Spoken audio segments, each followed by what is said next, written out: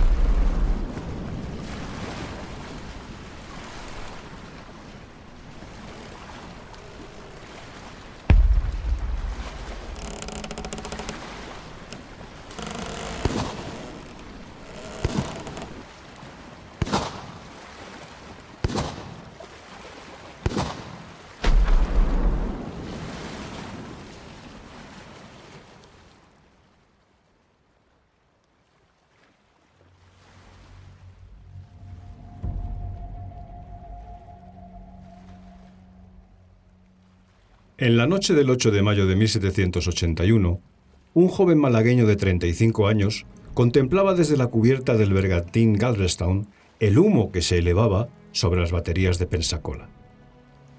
La explosión accidental de un polvorín del fuerte de la Media Luna acababa de abrir una brecha en las defensas británicas, y aquel hombre, gobernador de la Luisiana española y comandante de la mayor expedición anfibia jamás organizada por España en aguas americanas, sabía que la guerra estaba ganada.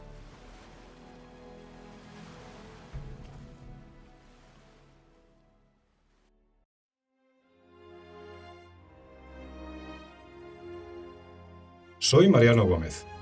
Bienvenido a Tierra de Frontera. ¿Cómo conquistamos el oeste? A la conquista que te enseñaron en la escuela le falta un importante capítulo que nadie cuenta: el del norte.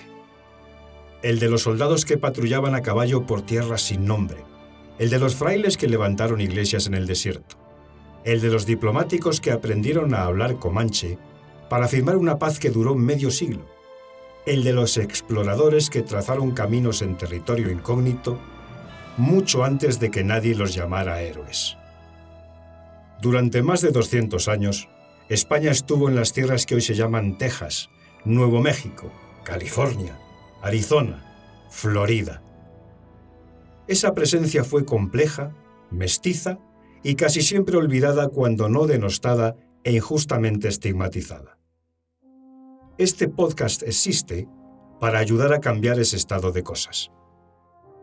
Porque Tierra de Frontera es para quienes creen que la historia de España en Norteamérica merece algo más que una nota a pie de página. Acompáñame en este viaje.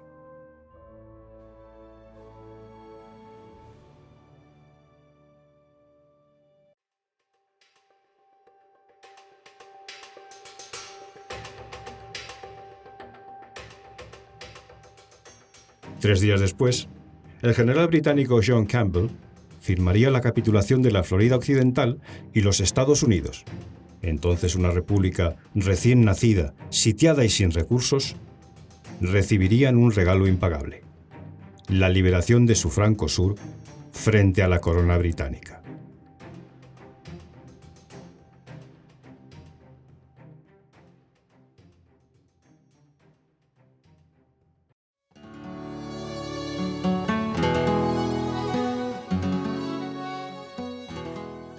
Bernardo de Gálvez y Madrid había nacido en Macharabiaya, una aldea minúscula de la exarquía malagueña, en julio de 1746.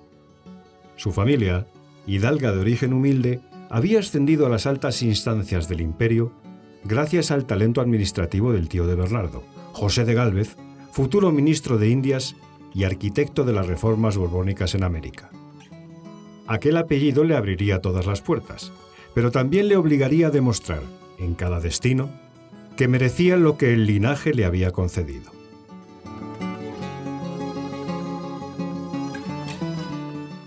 Sirvió como teniente de infantería en la campaña de Portugal de 1762, combatió en Argelia bajo el mando de O'Reilly en 1775, donde resultó gravemente herido, y aprendió el oficio de la frontera en Nueva Vizcaya, donde dirigió en 1770 una expedición de castigo contra los apaches que le valió ascensos y reputación.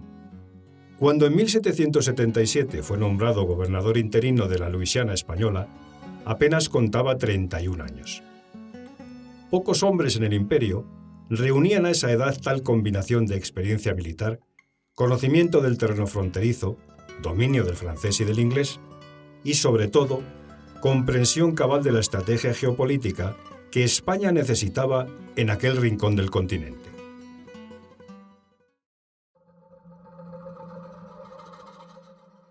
La Luisiana que recibió Gálvez era un territorio inmenso, mal poblado y peor defendido.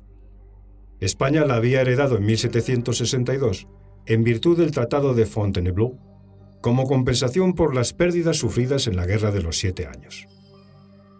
La frontera oriental, marcada por el curso del Mississippi, lindaba con las 13 colonias británicas que ese mismo año de 1777 estaban en plena rebelión contra Londres. Más al sur, las dos Floridas, oriental y occidental, separadas por el río Apalachicola, eran posesiones británicas desde 1763. Para España, recuperarlas no era un capricho dinástico. Era una necesidad estratégica de primer orden. Mucho antes de que España declarase formalmente la guerra a Gran Bretaña, en junio de 1779, Gálvez había estado canalizando ayuda clandestina a los rebeldes norteamericanos. Pólvora, fusiles, mantas, quinina, plomo y, sobre todo, plata mexicana llegaban a los hombres de Washington a través de Nueva Orleans en operaciones diseñadas con un cuidado meticuloso para no comprometer la neutralidad oficial de Madrid.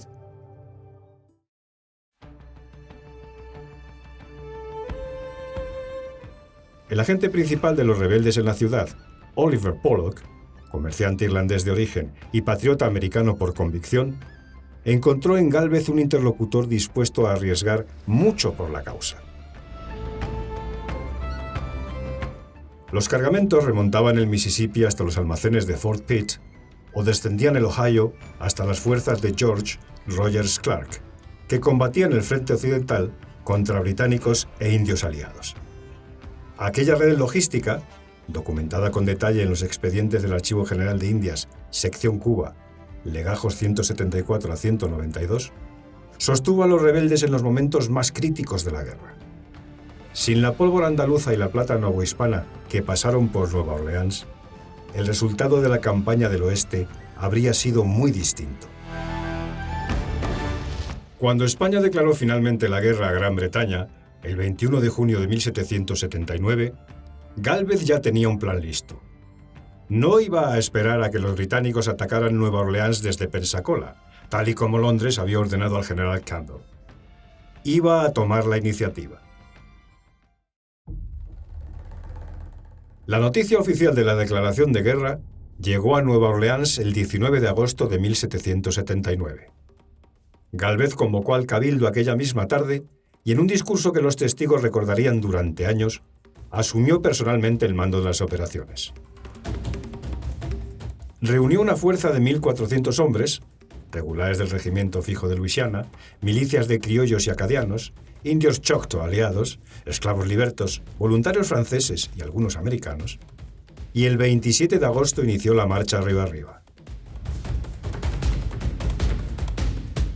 El 7 de septiembre tomó por sorpresa el fuerte de Manchac, en la confluencia del Mississippi con el Iberville. Una semana después, el 21 de septiembre, capitulaba Baton Rouge tras un breve bombardeo. La guarnición británica, atrapada en empalizadas inadecuadas y sin esperanza de refuerzo, entregó también el fuerte de Panmure de Natchez como condición de rendición.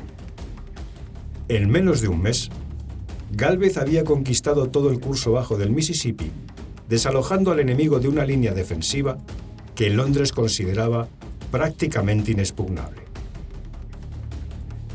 Las cifras de la operación, conservadas en los partes oficiales remitidos a La Habana y reproducidos en la edición moderna de Coggey, son elocuentes. 8 fuertes tomados, 55 soldados británicos muertos o heridos, cerca de 500 prisioneros y la captura de 3 buques armados con una pérdida propia de poco más de una docena de hombres. Gálvez había abierto el primer frente americano que España podía controlar enteramente, y lo había hecho con un coste mínimo. El siguiente objetivo era Mobile, el segundo puerto británico de la Florida Occidental. En enero de 1780, Gálvez zarpó de Nueva Orleans con 750 hombres a bordo de una pequeña flotilla. La travesía estuvo a punto de convertirse en desastre. Un temporal dispersó los buques, varios se encallaron en la barra de la bahía de Mobile y se perdió buena parte de la artillería. Cualquier otro comandante habría regresado a puerto. Gálvez, en cambio, ordenó desembarcar lo que quedaba, recuperar los cañones de los Pecios y abrir el sitio. El fuerte Charlotte, defendido por el capitán Elias Darnford, con apenas 300 hombres, resistió un mes.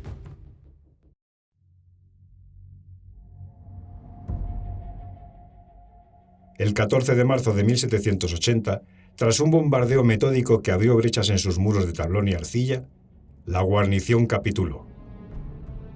Las condiciones acordadas por Gálvez, honores de la guerra, evacuación digna, garantías para los habitantes civiles, se convertirían en el modelo de las que ofrecería más tarde en Pensacola y demuestran el grado en que el malagueño había interiorizado los códigos del oficio militar ilustrado.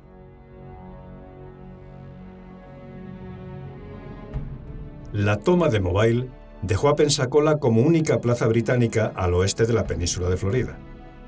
Gálvez sabía que mientras aquella ciudad siguiera en manos enemigas, la victoria en el sur estaba incompleta. Pero también sabía que asaltarla con las fuerzas disponibles era impensable.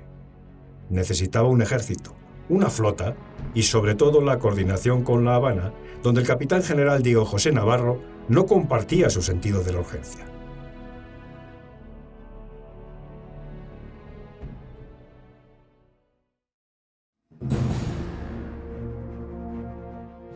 La expedición que finalmente partió hacia Pensacola, en febrero de 1781, fue una empresa formidable. Más de 4.000 hombres, embarcados en una flota de 15 buques mayores y decenas de transportes menores, con destacamentos venidos de La Habana, Mobile, Nueva Orleans, Santo Domingo y la propia España. La composición étnica de las tropas, documentada en las listas de revista del Archivo General de Indias, sección Santo Domingo, legajos 2547 y 2548, era extraordinariamente variada. Regulares peninsulares de los regimientos de España, Aragón, Ibernia y Navarra, criollos cubanos y novohispanos, pardos libres de La Habana, milicianos acadianos y franceses de Luisiana, y un nutrido contingente de aliados indios Choctaw que actuaban como exploradores y tiradores. El desembarco en la isla de Santa Rosa, el 9 de marzo, estuvo a punto de fracasar por la negativa del comodoro José Calvo de Irazábal a forzar la entrada de la bahía bajo el fuego del fuerte Barrancas Coloradas.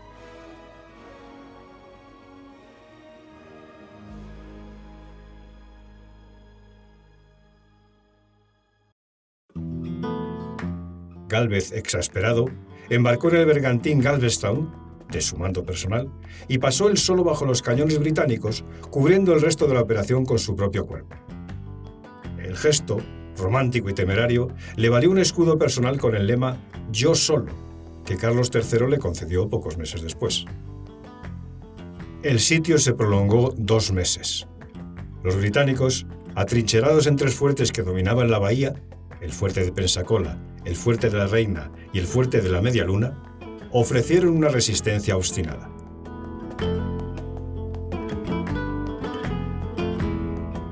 El 8 de mayo, una granada española alcanzó el polvorín del fuerte de la Media Luna y la explosión causó más de 100 bajas y abrió la brecha decisiva. La capitulación se firmó el 10 de mayo de 1781. Con ella, toda la Florida Occidental pasaba al control español y la frontera meridional de las 13 colonias quedaba protegida de cualquier contraofensiva británica. El Tratado de París de 1783, que puso fin a la Guerra de Independencia americana, reconoció a España la propiedad de las 2 Floridas y la consolidación de la frontera del Mississippi. Para Gálvez fue la coronación de una carrera que aún parecía no tener techo, Nombrado capitán general de Cuba en 1784 y virrey de Nueva España en 1785, todo apuntaba a que llegaría algún día a la cumbre del gobierno imperial. La fiebre amarilla truncó esa trayectoria en noviembre de 1786, en Tacubaya, cuando contaba apenas 40 años de edad. Su figura cayó casi inmediatamente en el olvido. La historiografía estadounidense del siglo XIX, dominada por una narrativa anglosajona excluyente, redujo el papel de España en la independencia a una nota a pie de página, cuando no lo silenció por completo. Hubo que esperar a los trabajos de John Walton Caughey, en los años 30 del siglo XX, para que la figura de Gálvez comenzara a recobrar el lugar que le correspondía en la historia compartida de ambos países.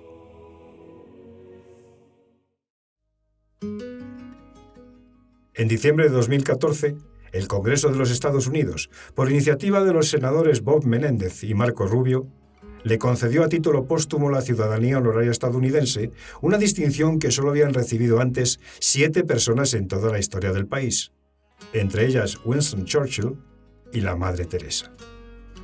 En el Salón del Senado de los Estados Unidos, en Washington, cuelga desde 2014 un retrato del malagueño junto al de Lafayette. En el Capitolio del estado de Luisiana, en Baton Rouge, una placa conmemora la toma de la ciudad. En la propia Pensacola, las calles del distrito histórico recuerdan a los oficiales españoles que la sitiaron.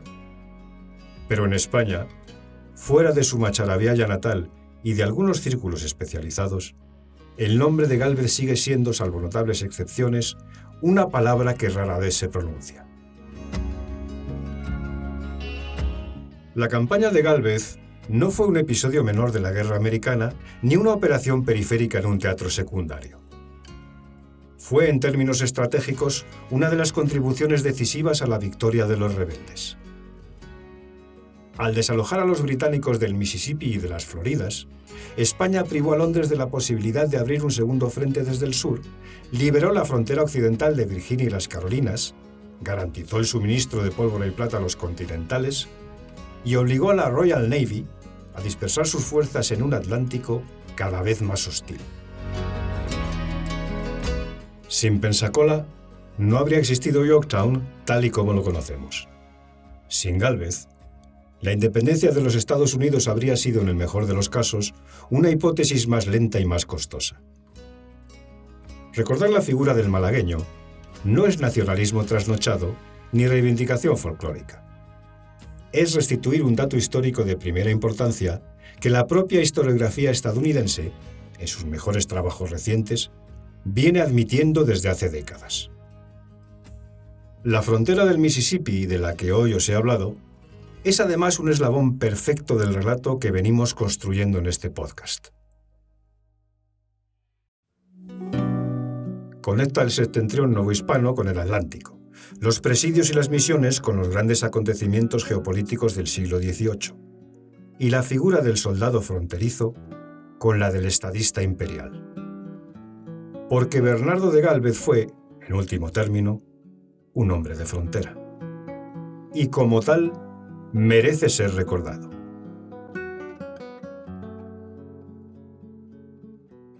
Tierra de Frontera, ¿Cómo conquistamos el oeste?, es una producción de Trafalgar Street Sound en Dubbing Studio. Puedes escucharlo en Spotify, Spreaker, Apple Music e iVoox y verlo en YouTube en el canal El Templo de Ares.